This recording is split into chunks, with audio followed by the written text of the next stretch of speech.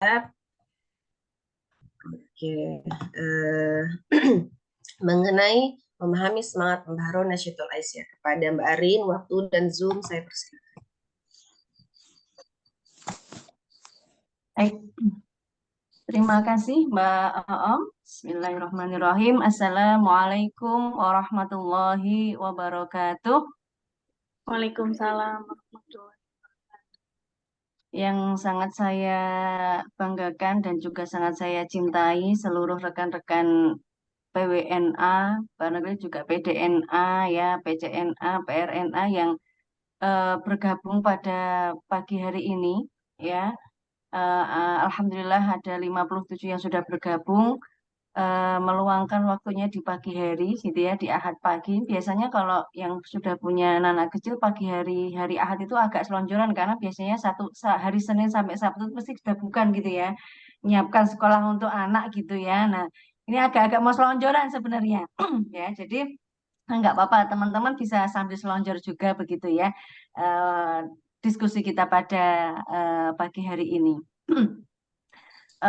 Alhamdulillah, akhirnya terrealisasi juga begitu ya, kita bisa meet up di pagi hari untuk kajian. Teman-teman harapannya teman-teman juga di masing-masing apa wilayah daerah juga bisa menginisiasi kegiatan yang serupa, tentunya menyesuaikan dengan kondisi masing-masing. Baik, pagi ini saya diminta Mbak Om dan teman-teman dakwah untuk memberikan apa ya, sharing materi tentang pembaharuan begitu ya. NA sebagai pembaharuan. Di sini teman-teman, saya kira bukan lagi yang pembaharuan itu hal yang baru ya. Teman-teman menjadi bagian dari Nasiah itu juga sudah merupakan bagian dari pembaharu ya. Nah, saya ingin tahu begitu ya, eh, apa namanya, teman-teman selama ini begitu ya, jangan-jangan belum menyadari bahwa perannya begitu ya, bergabung di organisasi juga merupakan sebuah bagian dari saya ini sebagai seorang pembaharu begitu ya. Nah, saya ingin tahu teman-teman, pembaharu ya, pembaharu menurut teman-teman itu yang seperti apa? Ya, mungkin satu kata atau dua kata mungkin bisa di apa namanya kolom chat ya. Pembaharu itu apa atau seperti apa? Monggo, saya ingin mendengar dari teman-teman.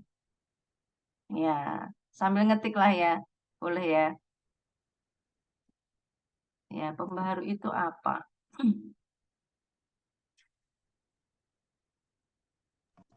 Yo, boleh Mbak share di kolom chat atau bisa langsung juga ya Mbak Arin. Boleh. Nggak usah panjang-panjang ya, satu dua kata atau ya Nah, ada nih, penggagas ya. Monggo Mbak Om coba resolusi baru dibacakan. katanya, mau perubahan, memajukan, Mbak. Oke, membawa solusi baru, memajukan, resolusi baru, inovatif, Inovatif. progresif. Oke ya, ya. Pertanyaan saya selanjutnya, malah jadi banyak pertanyaan ya saya ya. Tajdid ya, proses perbuatan atau cara untuk memperbarui sesuatu. Baik, teman-teman sekalian, di level pimpinan masing-masing ya, di pimpinan cabang, daerah, wilayah gitu. Apa pembaruan teman-teman yang pernah dilakukan? Ya, ini ya. Kalau kalau apa namanya sudah bisa menjawab berarti memang sudah berperan sebagai pembaharu. Kalau masih mencari-cari berarti memang perlu ya menggali lagi dan saya harus berbuat apa gitu ya. Pembaharuan yang sudah dilakukan di level pimpinan boleh, saya kira nggak hanya sesempit di organisasi ya, di masyarakat, di tengah-tengah keluarga itu saya kira juga sebagai pembaharu ya, karena memang peran kita itu tidak hanya dibatasi di organisasi, justru kemudian dirasakan ketika berada di masyarakat gitu ya, keluarga seperti itu. Monggo, pembaruan yang pernah dilakukan gitu ya di lingkungan yang teman-teman berada saat ini. Barangkali ya menginisiasi kajian rutin di kalangan ibu-ibu misalnya. Nah, monggo. Mungkin malah saya harapkan di lingkungan anu ya, di luar organisasi ya, agar sudah berasa kebermanfaatannya. Pasmina di masyarakat umum, ya luar biasa ya. Oke, Ya, sasarannya masyarakat umum. Yang lain teman-teman?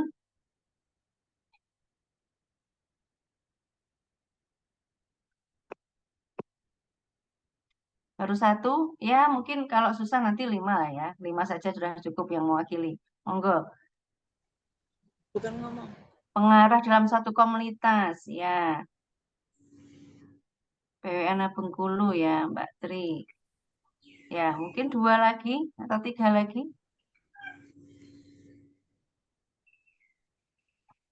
Mengintensifkan baca Al-Quran sebelum rapat dimulai. Ya, luar biasa. Ini usulnya TSW bukan ya? Mengaktifkan kajian rutin di masjid ibu-ibu dan remaja setiap minggu. Alhamdulillah. Oke, ya. Jumat berkah berbagi luar biasa. Share video motivasi di YouTube luar biasa. Oke, ya. Baik teman-teman. Ternyata untuk menjadi seorang pembaharu itu tidak butuh syarat dan ketentuan yang berlaku ya teman-teman.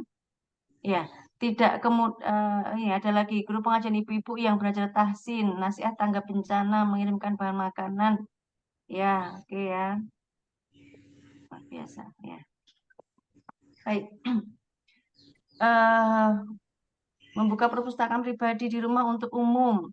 Nah, Mbak sadar nih ya, saya lihat sendiri nih raknya aja tinggi-tinggi ya, sini buku semua gitu ya. Ya, oke. Ya, baik. Teman-teman, artinya materi kita pagi ini sifatnya adalah bukan sebagai insight atau hal yang baru, tapi sifatnya adalah refreshment. Ya, teman-teman sekalian dalam aktivitas sehari-hari sudah melaksanakan apa itu sebuah aktivitas pembaharu yang di sini kita maknai sebagai pionir ya. Pionir di lingkungan teman-teman berada seperti itu. Nah, ini saya akan sharing beberapa apa namanya barangkali wawasan yang ya sifatnya adalah refreshment tadi ya. Nah, ini saya logo ini sudah di launching ya teman-teman pada bulan Ramadan lalu. Nah, barangkali nanti bisa di apa namanya di share gitu ya Mbak Om ya, sehingga nanti logo ini barangkali bisa menjadi branding teman-teman ketika melakukan kajian gitu ya. Apa kita tidak mentaklidkan pada sebuah logo begitu ya, tetapi kemudian kadang dari simbol itu menunjukkan bahwa apa komunitas kita itu ada bergerak begitu ya, ada gerakan yang sifatnya masif. Nanti bisa di sharing ya Mbak Om ya. Nah, kemudian di sini ya, ini sekilas tentang sejarah ya, bahwa kemudian memang Nasyiyah bergerak itu tidak lepas dari bagaimana kemudian Muhammadiyah juga memiliki arah gerak karena memang kita bagian dari Ortum ya. Muhammadiyah hingga sekarang masih terasa gaungnya bagaimana kemudian memberikan Muhammadiyah sebagai gerakan dakwah, sebagai gerakan pembaharu ya, yang mendorong kadernya untuk menyerukan kebenaran, memerangi kebatilan dan juga memberikan pencerahan di tengah-tengah masyarakat. Tentu kalau bahasa sekarang namanya apa tadi ada ini ya teman-teman yang menjawab inovasi gitu ya. Nah, inovasi ini adalah bahasa versi sekarang. Ya, kalau bahasa versi dulu itu ya memberikan apa ya mencerahkan gitu ya, memberikan apa ya, yaitu udah di pembaharuan ya bahasa yang populer ya, inovasi ya. Tentu inovasi itu apa penolakan itu pasti ya, ada penolakan itu pasti, kemudian tidak diterima itu pasti, tapi itulah menjadi spiritnya Muhammadiyah yang kemudian harus kita tiru ya. Jadi kalau teman-teman kemudian melakukan sebuah gerakan, kemudian ditolak itu memang memang sudah karakternya seperti itu, sehingga itu tidak menyurutkan, tetapi kemudian itu menjadi satu semangat tersendiri. Tentu memang dengan strategi ya ketika kita akan berinovasi sehingga seminimal mungkin kemudian yang namanya penolakan itu kita temui begitu ya. Jadi semangat inovasi harus selalu kita jaga dan itulah yang kemudian membuat Muhammadiyah apa namanya bertahan sampai sekarang ya. Inovasi dalam hal ini inovasi tidak selalu dalam hal apa ya teknologi ya, tetapi bagaimana kemudian menginovasi dari cara berkomunikasi, menginovasi bagaimana pendekatan ke masyarakat, itu adalah suatu proses yang terus bergerak ya, yang mana zaman semakin berlalu itu inovasi terus ada, itulah yang kemudian membuat menjadi bertahan begitu ya. Ya contoh-contoh dari satu gerakan atau suatu produk misalnya yang tidak mampu berinovasi tentu akan tergerus oleh zaman begitu ya. Barangkali teman-teman juga pernah merasakan kita ada satu fase yang kok kita sepertinya gerakannya begitu-begitu saja begitu ya teman-teman ya. Ada satu gerakan-gerakan yang kemudian kita melihat itu seolah-olah adalah sebuah inovasi yang kemudian membuat kita menjadi wah gitu ya, membuat menjadi seolah-olah gerakan kita itu usang. Mungkin ada yang merasa seperti itu ya. Nah, itu perlu kita tilik kembali ya. Beda ya antara itu adalah sebuah inovasi yang berorientasi jangka panjang dengan euforia. Nah, ini teman-teman harus tahu ya. Euforia yang sifatnya itu karena masanya banyak, kemudian banyak yang mengikuti, banyak membernya, sehingga itu kemudian menjadi sesuatu yang wah. Tetapi karena kemudian sifatnya adalah temporary, maka dalam waktu tertentu itu menjadi hilang, begitu ya. Nah, itu bukan ciri dari Muhammadiyah, ya. Itu bukan ciri dari Nasyiah. Tetapi ciri dari Muhammadiyah Nasyiah itu adalah inovasi yang kemudian kita kuatkan dengan berbagai cara, ya, membangun jaringan, kemudian merangkul berbagai elemen gitu ya, berelaborasi sehingga itu bisa bertahan. Apakah kemudian berarti kita tidak boleh ya melakukan kegiatan yang sifatnya euforia mengikuti? Boleh-boleh saja, tapi kemudian sifatnya adalah ATM dan kita harus punya prinsip gitu ya. Jangan sampai kemudian kita mengikuti euforia itu melunturkan spirit awal kita ya. Nah, bagaimana biar tidak luntur? Ya dikuatkan dulu gitu ya. Dikuatkan dulu karakter kemuhammadiyahannya, karakter gerakan nasyiahnya, dikuatkan dulu sehingga ketika kemudian ada satu gerakan yang mencoba infiltrasi, sifatnya adopsi saja gitu ya. Adopsi atau apa istilahnya? Kalau mengadopsi itu seluruh ya. Adopsi atau apa istilahnya satu ya teman-teman ya, saya agak lupa ya. Jadi tidak kemudian mengambil secara utuh, tapi sifatnya adalah mengambil ya, istilahnya ATM gitu ya, amati, tiru dan modifikasi. Sehingga ciri khas gerakan kita juga tetap, tapi kemudian kita mengikuti apa yang kemudian sedang berkembang. Itu menjadi ciri khas dari gerakan kita ya. Nah, kemudian ya ini barangkali bukan menjadi hal yang baru ya teman-teman. Ya ini menelis sejarah bahwa spirit para pendahulu kita itu adalah memang kemudian bagaimana bisa di masyarakat itu memberikan warna yang lain yang pada saat itu tidak terselesaikan oleh kebijakan yang ada, tidak terselesaikan oleh mungkin pemerintah sudah menyediakan, tapi tidak terselesaikan. Nah ini Muhammadiyah muncul, ya, Nasyiah muncul untuk kemudian memberikan kontribusi, memberikan warna, ya. Jadi teman-teman, misalnya ada yang kemudian bergabung ya di dengan pasminanya, gitu ya. Pendekatan misalnya di tangga bencananya, begitu ya.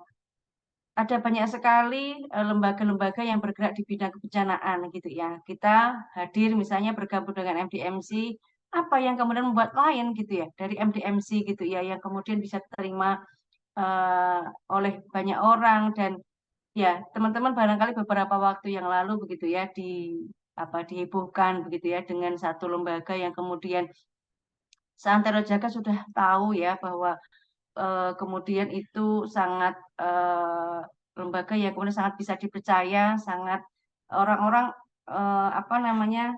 banyak yang kemudian menyalurkan melalui jaringan itu ya, sehingga ketika pada saat itu saya ingat sekali cerita bahwa ada satu teman kita dari MDMC yang sudah melihat begitu ya, melihat sesuatu yang lain dari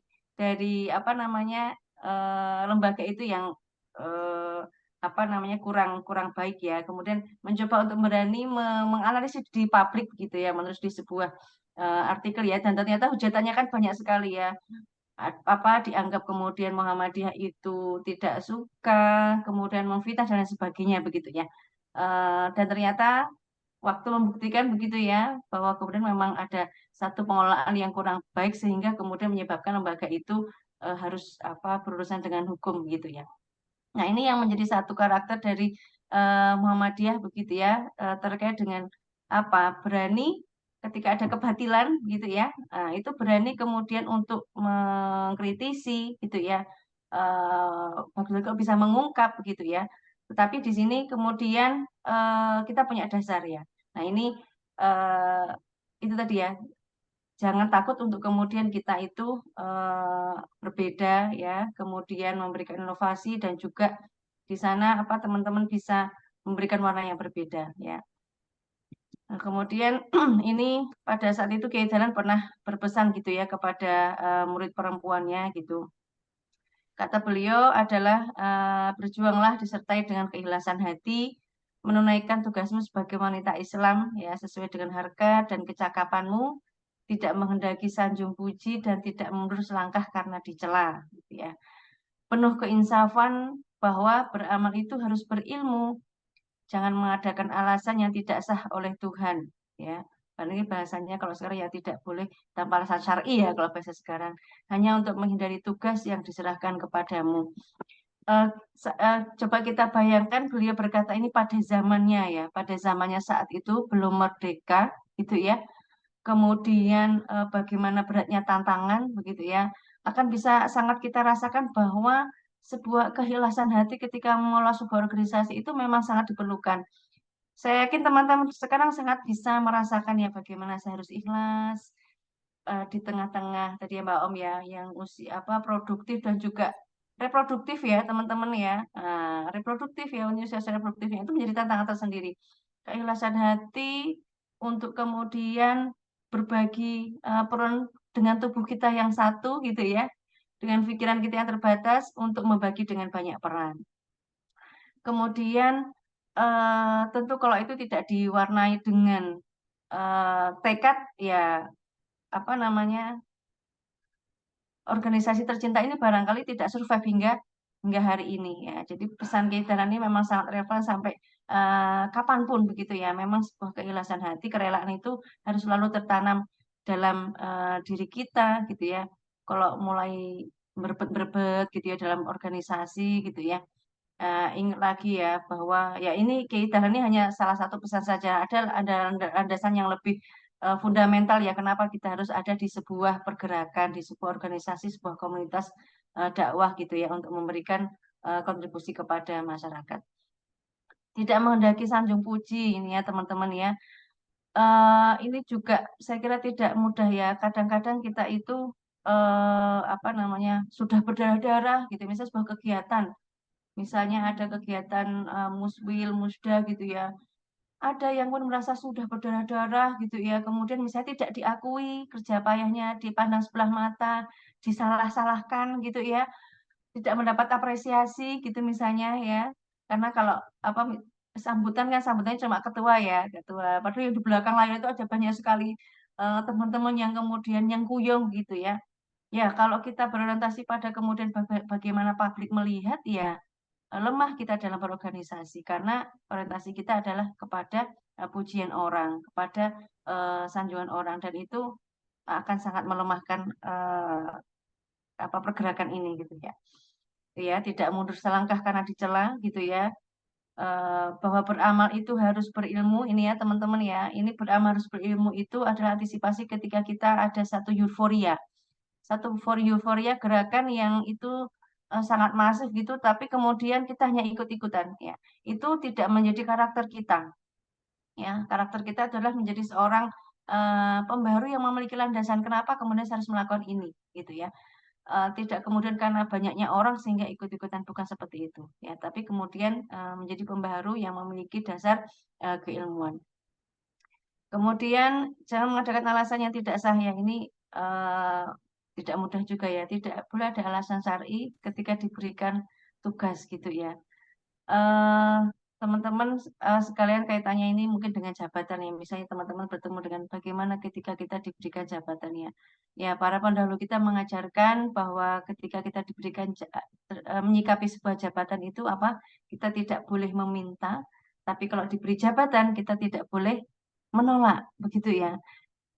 Teman-teman yakin saja ketika tawaran itu datang, itu adalah bukan sesuatu yang tiba-tiba atau kebetulan. Tawaran apapun ya, tawaran misalnya dalam hal ini amanah ya tentunya ya. Amanah itu kan kita perlu penguatan. Itu pasti tidak datang dengan tiba-tiba. Itu adalah sudah sunatullah. Kenapa Allah kok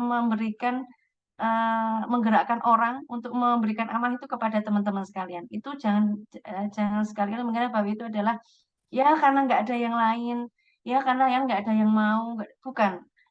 Itu adalah sebagai sebuah sunatullah kenapa kemudian Allah menggerakkan orang itu untuk memilih kita, gitu ya. Barangkali dalam kacamata kita itu kadang tidak mampu, kemudian tidak layak, kemudian kenapa sih kok saya, gitu. Nah itu misteri itu kadang bisa terjawab entah itu kemudian hari, kemudian minggu, kemudian tahun, dan entah itu kapan. Dan sering-seringlah kemudian teman-teman itu refleksi ya, kenapa ya saya kok diberi amanah? Kalau sudah mulai grogi, kenapa ya kalau saya diberi amanah ini? Oh, ternyata pasti ada di balik itu kalau kita sering refleksi gitu ya teman-temannya, sering merenung begitu, apa kemudian dengan amanah yang diberikan gitu ya, pasti ada hikmah dan itu bisa kita petik ya saat itu juga atau kemudian dalam waktu. Tapi memang kita perlu berefleksi gitu ya, amanah di organisasi, amanah di pekerjaan, barangkali amanah anak-anak yang kita dengan berbagai karakter yang luar biasa itu pasti ada ibrohnya. Pasangan, kenapa kok dipilihkan pasangan yang seperti itu misalnya ya, itu tentu dengan rencana Allah gitu ya, sehingga teman-teman di sini memaknai setiap amanah itu sebagai sebuah pilihan yang Allah berikan untuk teman-teman gitu ya. Ya, ini apa ya saya berikan sebuah contoh gambarnya. Ini Umniyah ini adalah barangkali secara apa visual atau profil pernah difilmkan begitu ya. Ini salah satu dari murid beliau yang mana di sini adalah pembaharu mengenakan kerudung ya, yang pada saat itu jangankan pada saat itu ya teman-teman ya. eh Zaman Orde Baru pernah ada yang merasakan tidak boleh pakai jilbab ya, itu sudah Orde Baru ya, yang kekinian. Artinya zamannya kita masih menemuilah ya bagaimana. Nah ini adalah pada zamannya yang pra kemerdekaan begitu ya. Kerudung adalah sesuatu yang sangat-sangat eh, jarang gitu ya, dan barangkali banyak pertentangan ya. Nah kemudian ini profil pendahulu kita ya, jilbabnya seperti itu gitu ya. Tentu ini juga kita berjilbab seperti sekarang juga bagian dari inovasi ya, inovasi yang tentu apa namanya mengikuti perkembangan zaman, tentunya prinsipnya adalah syar'i gitu ya, menutup aurat yang sempurna gitu ya. Nah, ini tentu saat itu Mia tidak kecil tantangannya dalam kemudian menggunakan kerudung itu ya. Ya kalau di film Sang Pencerah itu kan apa? Kebanyakan pakainya kemben-kemben gitu ya, bajunya ya ada Jawanya seperti itu. Baik, ya teman-teman semua ini salah satu dari dasar kita dalam melakukan spirit pembaharu begitu ya, yaitu surat Al-Hasyr ayat 18 sampai 20. Jadi ini menurut saya adalah ayat yang sangat visioner ya, karena apa visionernya adalah karena long life begitu. eh Kalau kita membatasi orientasi hidup kita adalah ukurannya itu adalah dunia yang ada batasnya tertentu, maka ketika kita sampai pada target itu, kita sudah seperti di sini ngapain ya? Nah, saya beberapa waktu yang lalu itu apa ya sharing dengan seorang prof ya, prof yang mana sangat fenomenal karena apa ya, prof yang mendapatkan gelarnya masih sangat muda begitu ya. Barangkali teman-teman bisa menebak, tapi saya tidak mau menyebutkan namanya. Sangat muda yang kemudian sampai mendapatkan rekor muri begitu ya. Yang mana jabatan profesor itu adalah jabatan akademi yang diimpikan seorang akademisi ya, mungkin khususnya di dunia apa perguruan tinggi begitu ya. Itu yang kita melihat prof itu adalah sebuah jabatan akademi yang identik dengan yang sudah usia-usia tua sepuh gitu ya, rambutnya sudah putih semua, sudah jelang pensiun gitu ya. Tapi tidak, ini adalah seorang prof yang masih sangat muda. Barangkali beliau itu merencanakan prof itu sudah 10 tahun yang lalu ya, yang mana pada saat itu mungkin dosen-dosen yang lain masih menikmati sebagai dosen baru yang itu dia sudah sangat mengejar gitu. Sampai kemudian pada titik menjadi seorang profesor itu di usia 35 tahun begitu ya. Kemudian saya mendengar pernyataannya ketika refleksi itu, terus habis ini ngapain? Nah, itu. saya jadi berpikir begini, oh ternyata itu ya pikiran dalam seorang profesor yang sudah mendapatkan jabatan tertinggi dari akademiknya. Artinya apa? Capaian secara duniawi itu ada batasnya, gitu. Dan kemudian kalau kita tidak punya orientasi yang jauh jangka panjang, ya akan selesai sampai di situ, gitu. Bahkan ada yang memberikan pesan sama Prof itu ya, jangan bosan ya jadi Prof gitu. Nah, kenapa kok jangan bosan jadi Prof ya? Karena menjandang gelar profesor selama ya katakanlah usia pensiun 60 tahun gitu ya. 30 tahun, 35 tahun sampai 60 tahun, kemudian 25 tahun menjadi sebagai profesor itu memang tidak mudah ya. Jadi pesannya jangan bosan ya jadi profesor gitu ya. Karena memang apa jabatan itu mengandung apa namanya unsur yang ini ya. Yaitu di sini kalau kita orientasinya tidak jangka panjang ya, bahwa orientasi kita adalah akhirat gitu ya. Kita berorganisasi ya selesai, sudah kegiatan ini selesai, sudah ya sudah gitu. Tapi ketika kemudian kita orientasinya adalah jangka panjang ya, bahwa apa yang kita lakukan hari ini itu adalah untuk hari esok. Teman-teman nggak akan pernah berhenti untuk bergerak.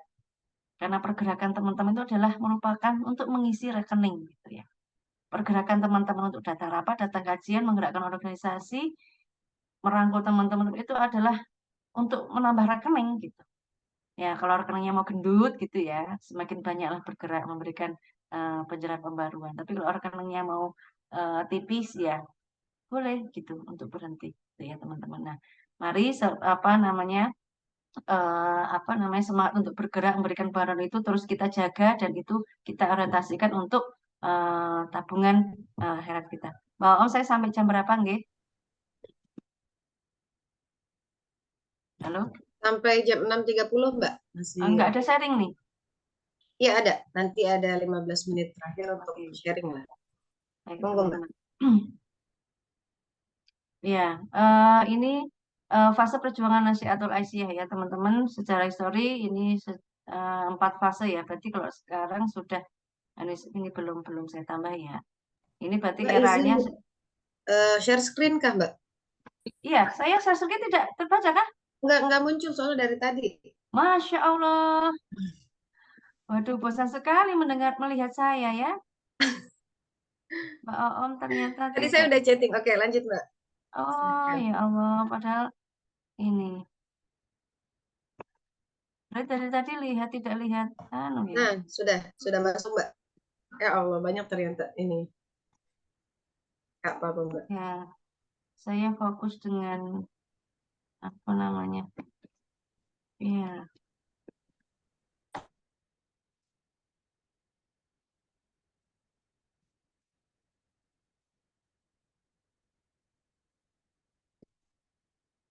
Wah, pasti teman-teman boring sekali ya melihat wajah saya, maaf ya.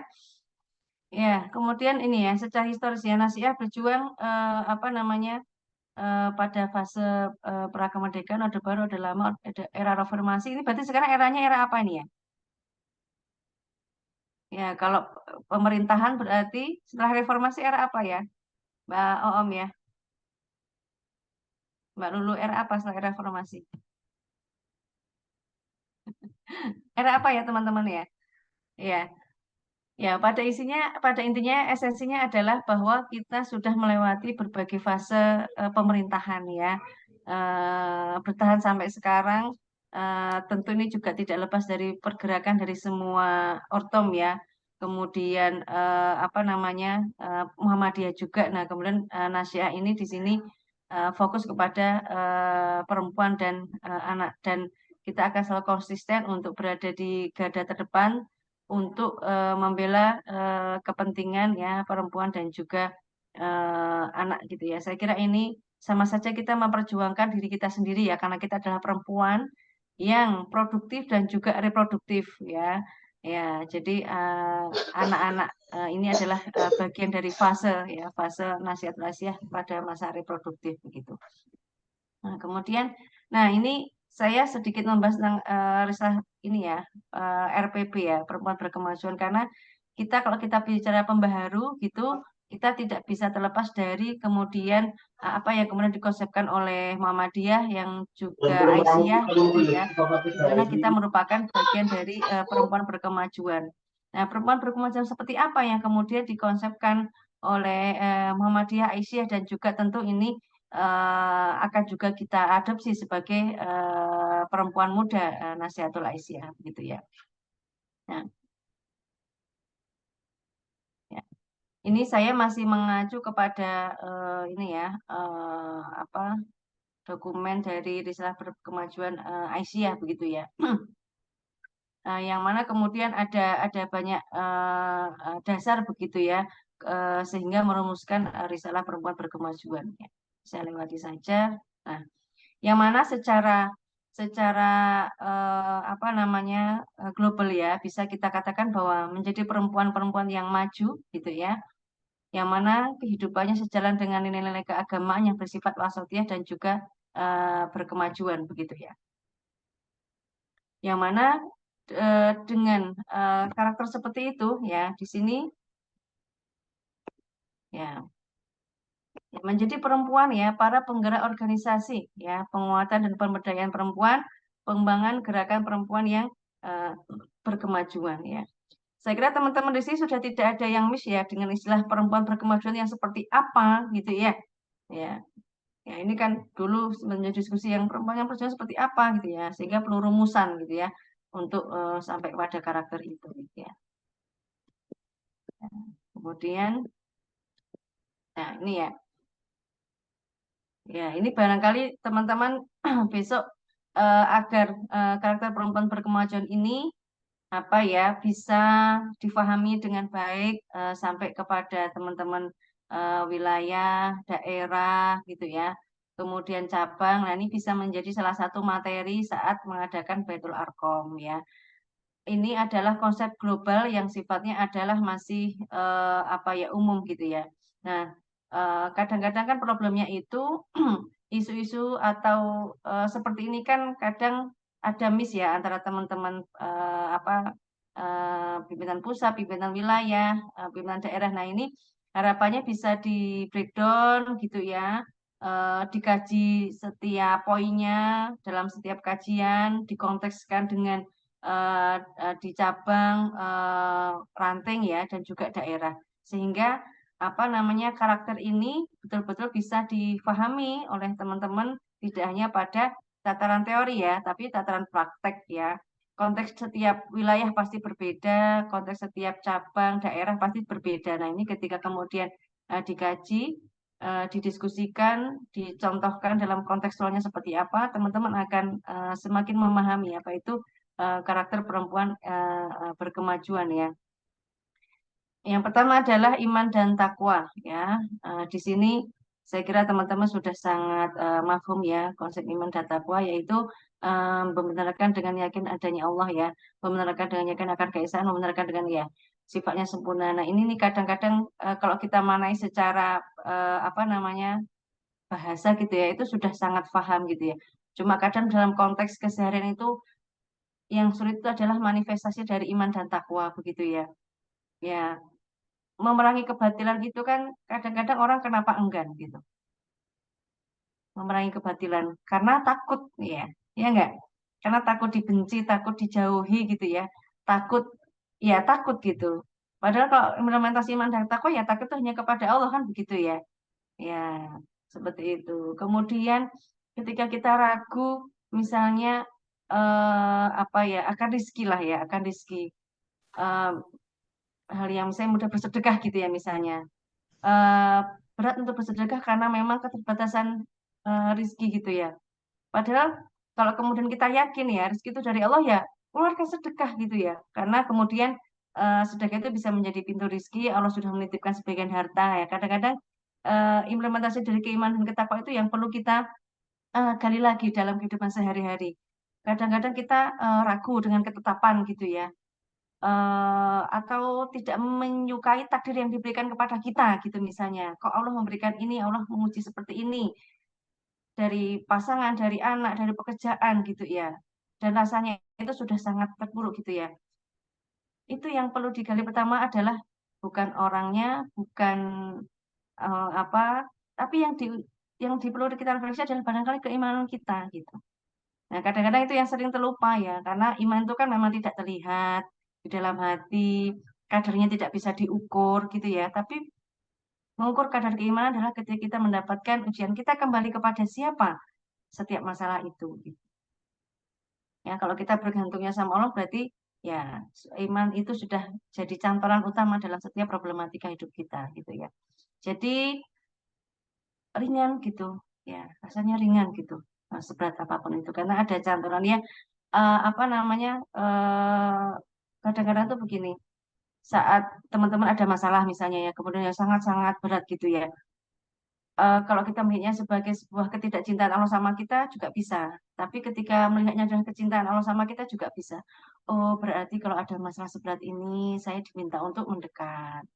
Kalau saya diberi masalah itu, berarti saya diminta untuk semakin banyak sholat, semakin banyak apa seperti malam saya harus semakin banyak gitu. Karena itu kita bahasakan sebagai undangan Allah gitu ya sebagai undangan Allah untuk mendekatkan kita kepada Allah. Cuma undangannya itu, kalau undangannya undangan mantan itu biasanya banyak yang datang gitu ya. Nah ini undangannya itu undangannya itu dengan undangan yang tidak menyenangkan gitu ya. Sehingga ayat gini, ya Allah ternyata memang bergantungan saya itu sama Allah ya, tidak sama yang lain gitu. Itu nanti akan merasakan bahwa itulah keimanan ketakwaan kita sebagai gantungan pertama gitu ya teman-teman. Jadi iman dan takwa ini kalau dibahas secara bahasa itu membosankan karena ya tahulah begitu tauhid Esa gitu. Tapi nah, implementasinya itu adalah bagaimana itu yang kemudian bisa kita rasakan gitu. Kemudian taat beribadah itu adalah implementasi dari ketakwaan ya, ritualnya gitu dengan ibadah gitu ya. Kita sudah punya manhaj tadi yang kita ikuti dan lain sebagainya ya. Kemudian akhlak karimah ya. Nah, ini adalah bagian dari manifestasi dari keimanan ketakwaan kita. Ini di organisasi kita sudah ini ya yang selalu kemudian kita akan bagaimana kemudian iman dan takwa kita yang tersembunyi dalam hati, dalam ruangan ibadah kita, ruang sholat itu hanya kita dan Allah yang tahu gitu ya. Kemudian eh, efeknya apa gitu ya? Efeknya adalah kita bisa berbuat banyak kepada umat ya, itu dengan akhlakul karimah gitu ya dan juga apa namanya eh, amaliyah begitu ya. Oke. Kemudian akhlakul karimah, kemudian berpikir tajdid ya teman-teman ya, berpikir tajdid yang mana kemudian ini tadi ada sudah menyinggung ya berkemajuan itu ada tajdid gitu ya. Nah, jadi betul sekali tajdid itu adalah bagian dari salah satu karakter sebagai seorang pembaharu ya, karakter perempuan berkemajuan. Dinamis, kreatif, inovatif ya, sesuai dengan perkembangan zaman. Kemudian untuk menjadi orang yang inovatif itu memang kita perlu banyak belajar ya. Kita perlu benchmarking bagaimana pimpinan cabang yang lain ya. Bagaimana pimpinan daerah yang lain gitu ya dalam konteks organisasi. Kemudian kalau dalam konteks kita di apa di sekolah ya atau jadi guru jadi dosen ya kita perlu berkunjung ke instansi lain. Apakah kemudian organisasi atau instansi ini sudah baik, sudah bisa bersaing. Nah, ini perlu pembanding gitu ya. Jadi memang perlu jalan-jalan gitu ya, teman-teman ya. Perlu jalan yang jauh gitu biar semakin dinamis, semakin kreatif dan juga semakin inovatif ya. Murni akidah dan ibadah. Oke, tadi sudah kita singgung ya. Kemudian bersikap wasatiyah. Nah, ini bersikap wasatiyah ini menjadi ciri khas dari gerakan perempuan berkemajuan yaitu berada di tengah-tengah. Berada di tengah-tengah bukan berarti tidak punya sikap ya. Ya, bukan berarti tidak blok kanan, tidak blok kiri ya, nggak punya sikap di tengah-tengah, bukan. Maksud itu adalah sikapnya, itu juga sebuah sikap yang berada pada posisi apa? Bagaimana kita bisa menjadi rahmatil alamin tadi ya, tidak ekstrim kanan dan juga tidak ekstrim kiri begitu ya. Nah, ini kemarin konteks dalam beberapa waktu lalu saya mendampingi beberapa narasumber kaitannya dengan karena masih masa kemerdekaan gitu ya. Jadi bagaimana negara Pancasila ya, kalau konteks kemerdekaan negara Pancasila sebagai Darul Ahdi wa Syahadah itu dalam konteks kenegaraan atau mengisi kemerdekaan gitu ya. Dalam dunia apa namanya Indonesia ya, dunia kebangsaan itu banyak kelompok-kelompok yang kemudian ingin menjadikan Indonesia ini adalah negara Islam ya dalam konsep khilafahnya misalnya. Kemudian ada ya yang kemudian sebagian mereka ingin betul-betul membawa negara menjadi negara yang sekuler dengan konsep sekulernya ya, konsep sosialisnya. Nah, bagaimana kemudian Pancasila hadir di tengah-tengah? Sebagian orang melihat Pancasila itu nasionalis banget, nggak ada keislamannya gitu ya. Ya Pancasila itu ya nasional, tidak ada yang misalkan kemudian dari keberagaman. Padahal kan Pancasila itu adalah merupakan sebuah kesaksian kesepakatan para pendahulu yang pendahulunya Islam gitu ya. Kemudian eh, wasyahadah itu kemudian bagaimana eh, kesepakatan para pendahulu itu kita wujudkan dengan mengisi kemerdekaan dengan jihad gitu ya bahasanya itu. Jihadnya dalam konteks kita pahami, jihadnya kita manai luas. Jihad secara ekonomi, jihad keilmuan gitu ya, jihad konstitusi gitu ya, jihad kemanusiaan. Nah, kita memanainya jihad itu adalah secara lebih luas begitu ya, tidak kemudian konteks mengangkat senjata begitu. Bersikap dalam konteks kenegaraannya dan juga banyak sikap dalam beragama begitu ya teman-teman. Nah ini kadang-kadang di level teman-teman cabang daerah ini masih saya lihat masih banyak sekali keragaman dalam corak beragama. Contohnya teman-teman dalam berpakaian ya. Di Muhammadiyah sendiri tidak ada kemudian pakaiannya harus seperti apa. Nah, ini saya temui banyak di wilayah daerah yang menggunakan cadar ya teman-teman ya. Islam tidak melarang gitu ya. Kemudian Muhammadiyah pun juga tidak melarang begitu ya. Tetapi kemudian Muhammadiyah sendiri memiliki ciri khas gitu ya.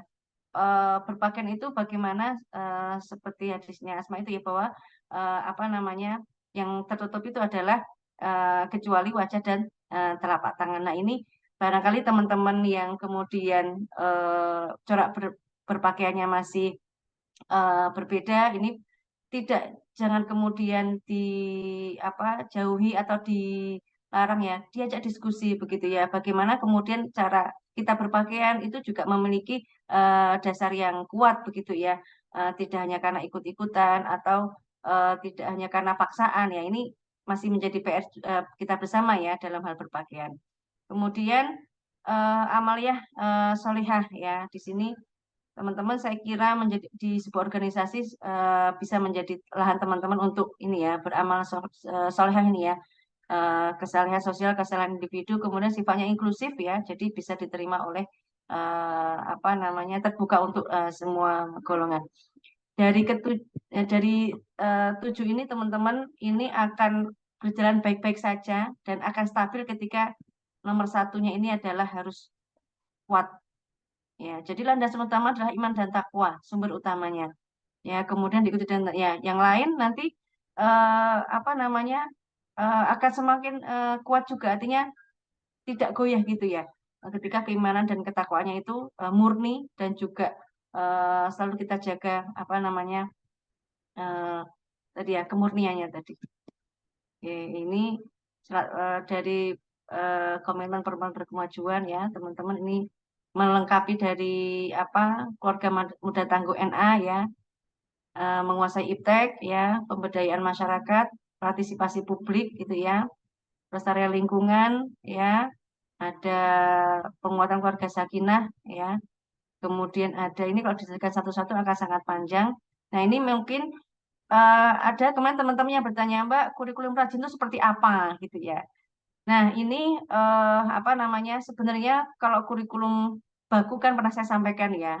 Nah itu ada materi ideologi dan juga materi yang populis gitu ya Mbak Om ya.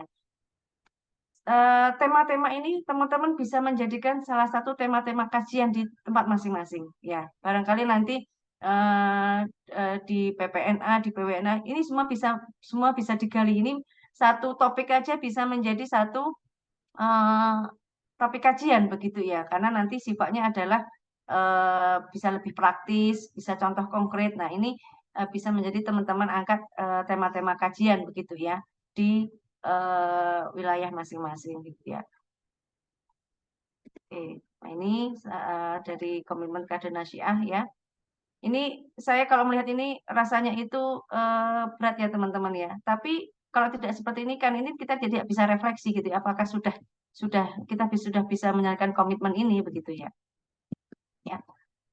Ya, teman-teman, saya kira dari saya cukupkan. Nanti bisa dilanjutkan sharing. Ini sekaligus nanti bisa menginspirasi teman-teman untuk ada kajian-kajian berikutnya ya di level pimpinan masing-masing. Ya, terima kasih Mbak Oom. Dari saya cukupkan sekian. Nunwal kolam imam turun. Albiru manitako. Wassalamualaikum warahmatullahi wabarakatuh. Waalaikumsalam warahmatullahi wabarakatuh. Terima kasih Bu Arin yang telah menyampaikan materinya tentang semangat pembaharuan Nasyatul Aisyah, gitu, memahami semangat pembaharuan Nasyatul Aisyah.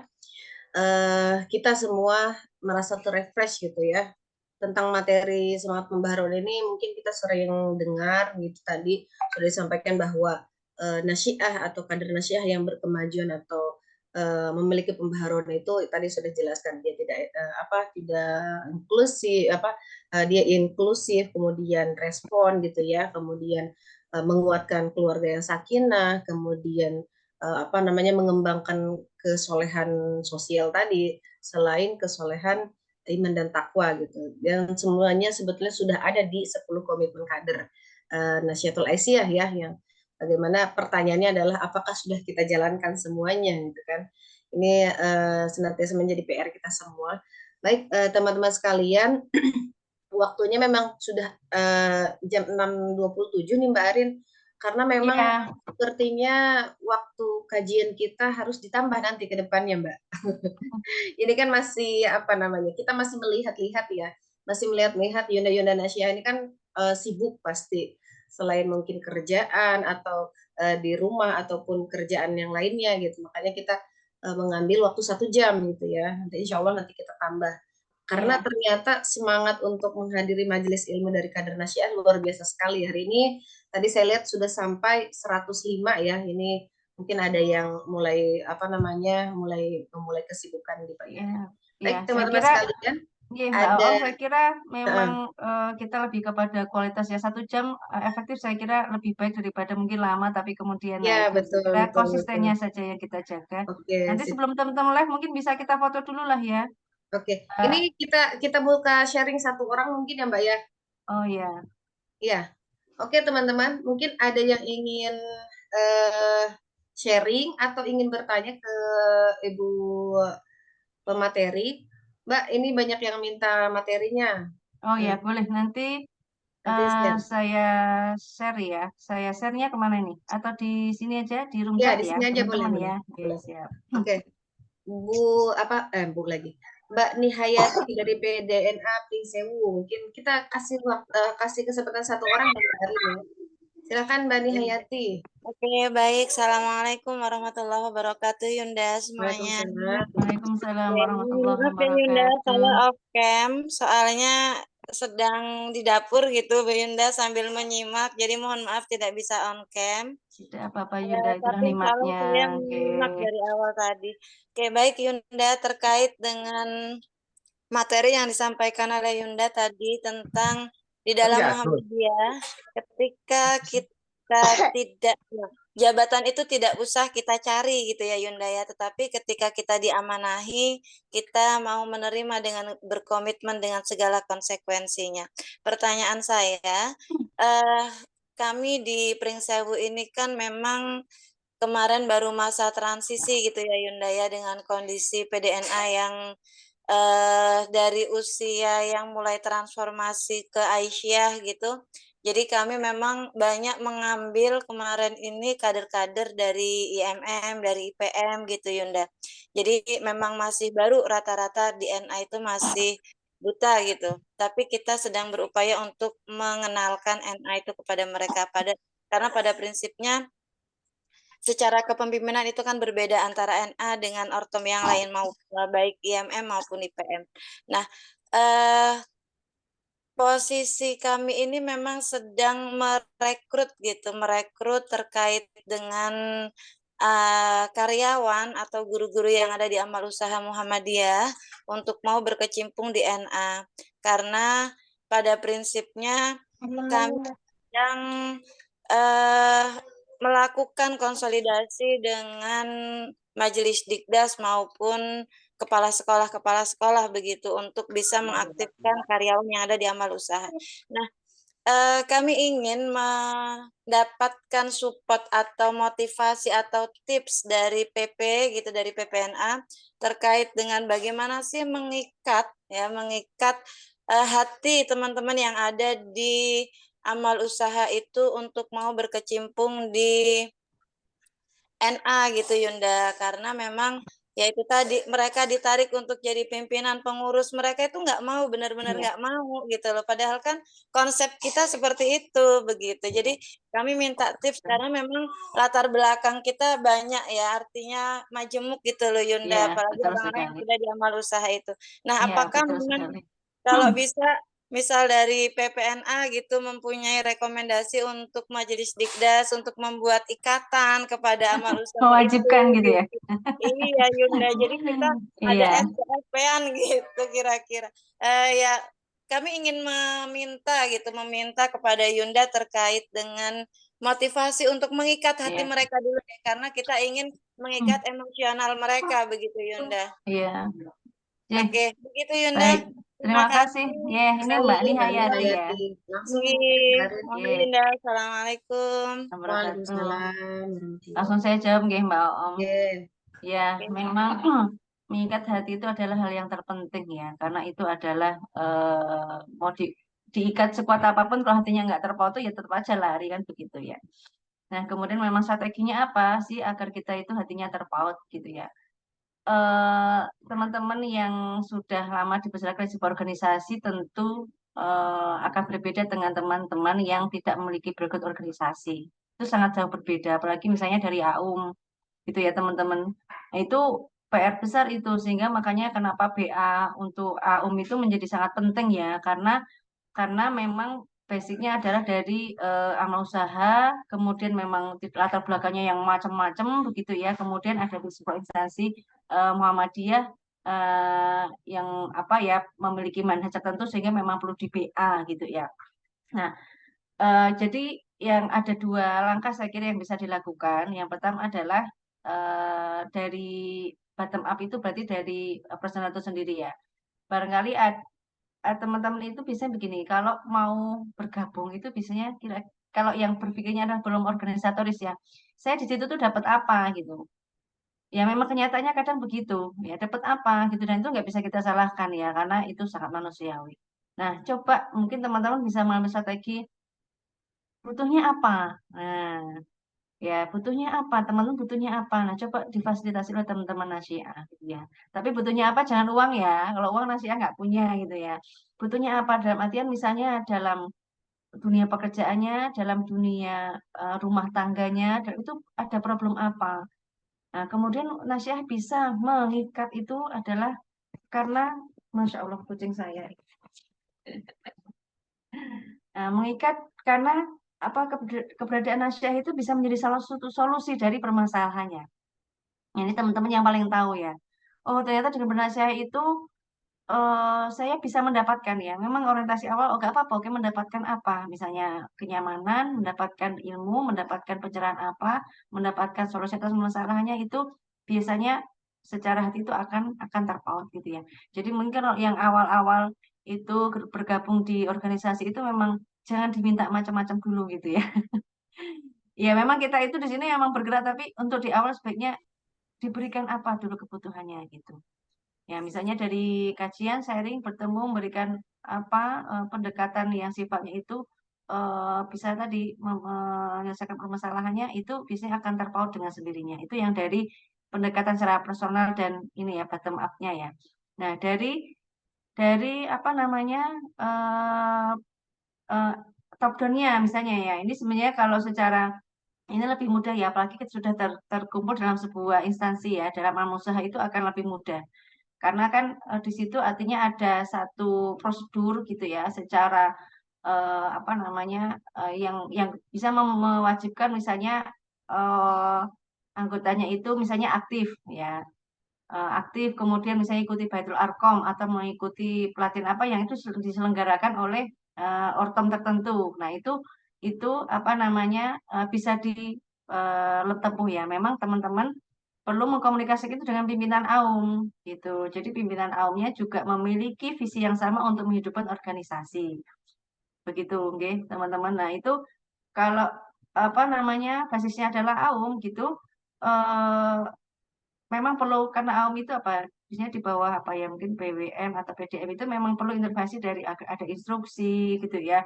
Kemudian untuk agar anggotanya mengikuti BA, entah itu dilaksanakan oleh AUM itu sendiri atau misalnya diizinkan sulit sekali misalnya apa karyawannya itu mengikuti kegiatan ya misalnya diizinkan ya misalnya ikut BA khusus untuk instansi tertentu gitu bisa juga gitu jadi memang perlu dorongan dari atas ya audiensi teman-teman bisa audiensi kami membutuhkan ini kemudian apakah bisa kemudian ada semacam instruksi gitu ya dari pimpinan karena memang dalam hal ini memang ada unsur harus dipaksa ya Mbak ya dalam memang harus ada dipaksa dari sisi itu kan punya ikatan nih AUM itu punya instansi punya ikatan apa punya kuasa lah ya kemudian dari bawah itu tadi mencoba untuk memberikan ruang yang bisa memberikan solusi dari permasalahannya itu biasanya akan semakin mendekat. Nah tapi teman-teman yang sudah berorganisasi saya kira tinggal penguatan ya kalau sudah berorganisasi itu kan sudah punya jiwa organisatornya sudah ada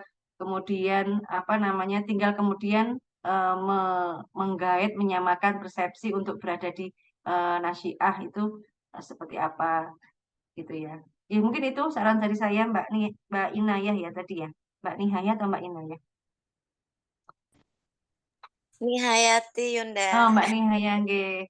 Ya, seperti itu barangkali Mbak Nihaya nggih untuk bisa Baik, dicoba luar ya. biasa Yunda. Terima Mbak kasih Nihaya jawabannya. nggih, Semoga sama-sama bisa nggih. memotivasi kami dan memang ini menjadi sebuah referensi, salah satu referensi untuk kita nanti sampaikan kepada pihak-pihak yang terkait ya Yunda Ya, ya. iya, iya. Oke, Baik, sama-sama. terima kasih Mbak Arian, Mbak Nihayati, dan Mbak-mbak sekalian atas atensinya ya terkait kajian rutin kita insya Allah. Mungkin karena waktunya sudah Ya, habis, Mbak Arin ya. Alhamdulillah teman-teman sekalian Indonesia dari seluruh Indonesia saya lihat nih hadir banyak sekali yang hadir ya dari mulai PWNA, PDNA sampai PCNA gitu hadir di sini. Berarti kita sangat merindukan sekali majelis-majelis ilmu gitu ya. Awalnya kita ragu untuk mengadakan di jam ba'da subuh ini karena kan ibu-ibu tahu sendiri tadi ternyata Mbak Nihayati bisa mensiasati sambil masak, sambil mendengarkan kajian karena memang luar biasa sekali perempuan ini dengan double gardennya bisa melakukan itu gitu ya, bisa dijalani semuanya gitu sambil kajian, mungkin sambil anaknya nangis, sambil masak, asal yang penting jangan sambil nonton gosip mungkin ya. Oke, senang sekali Mbak-mbak sekalian yang sudah kakak-kakak juga sekalian yang sudah hadir pada kesempatan hari ini untuk kajian rutin kita yaitu Ahad Rajin ya, gerakan gemar mengaji Nasyiatul Aisyah. Ya, insya Allah ini mudah-mudahan bisa tertularkan ke sampai ke ranting.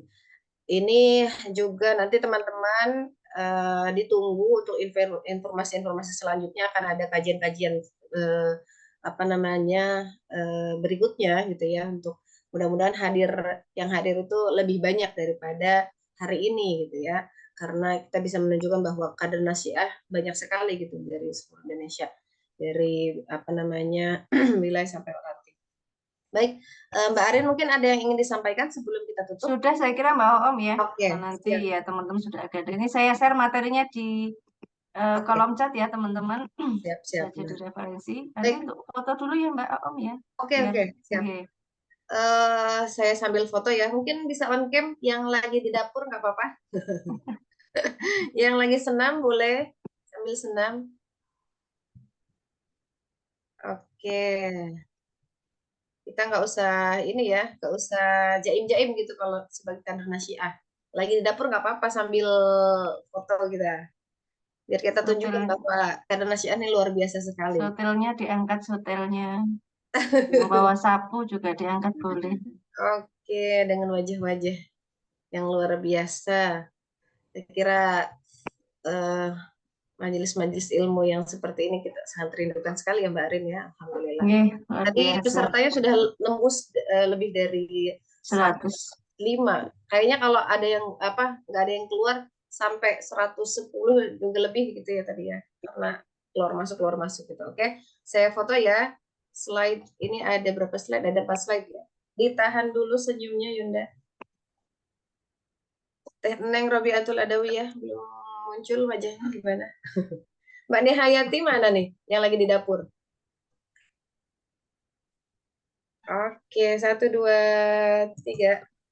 Maaf Yunda, tetap belum bisa on cam karena sambil gendong anak juga ini. Oke, ya. siap. Oke. 1, 2, 3. Baik. Lagi. Tahan. 1, 2, 3. 1 lagi. Oke, terima kasih Yunda Nasya. Materi sudah saya share ya, Mbak-mbak sekalian. Oke, materinya sudah di-share ya? Ya, sudah Silahkan dicek di kolom komentar ya, Mbak ya? Ya, ya. Oke. Yap. Saya ucapkan terima kasih kepada Bu Narsum, mudah-mudahan sehat selalu. Dan insya Allah nanti Yunda sekalian nantikan informasi-informasi mengenai kajian keislaman dari PPNA sendiri ya, dan insya Allah mungkin ada dari teman-teman PWNA, PDNA, PCNA yang mau mengadakan kajian juga yang serupa, bisa di-share di grupnya, nanti kita ramaikan sama-sama gitu. Dan terkait dengan panduan kajian keislaman ini, insya Allah nanti Mbak Arin kita ada rencana akan mensosialisasikan ya Mbak ya. Ya. Terima kasih Yunda sekalian yang saya tidak bisa sebutkan satu persatu. Terima kasih banyak Mbak Arin, teman-teman PPNA, PWNA seluruh Indonesia, hingga cabang dan ranting. Mudah-mudahan sehat selalu, tetap semangat ya. Menjadi PR kita bersama tentang semangat pembaharuan Nasyatul Aisyah tadi ya. Mudah-mudahan kita bisa terapkan sedikit demi sedikit dalam kehidupan kita di masyarakat gitu, di dalam diri kita, di dalam keluarga kita, di masyarakat, dan juga dalam profesi kita tentunya. Baik, kita akhiri saja majelis ilmu kita pada pagi hari ini dengan bersama-sama membaca lafaz alhamdulillah. Alhamdulillahirrahmanirrahim. Kafaratul majlis, subhanakallahumma wa bihamdika. Ulang ya Mbak materinya. Oke, share ulang Mbak Arin. Oh ya, baik. Dari Berarti saya mohon maaf apabila ada kata-kata yang salah. Albiru manittaqo. Wassalamualaikum warahmatullahi wabarakatuh. Waalaikumsalam. Teman-teman sudah materinya sudah kebaca belum ya? Belum Oh, Yunda. Ada saya materi. ternyata karena direct message ke Mbak. Walah. Mbak direct message. Belum Yunda. Silakan, Mbak. Maaf. Ini Share biar ulang, bisa ke Mbak. semua gimana ini ya? Mbak Om, coba dicek itunya. Direct message-nya ada pesan dari saya ya? Belum masuk Mbak. Coba Mbak share di grup juga. Apa Mbak Om yang share saja? Saya share di Coba. Ya. grup ya. Saya bantu nanti sebelum live. Bentar.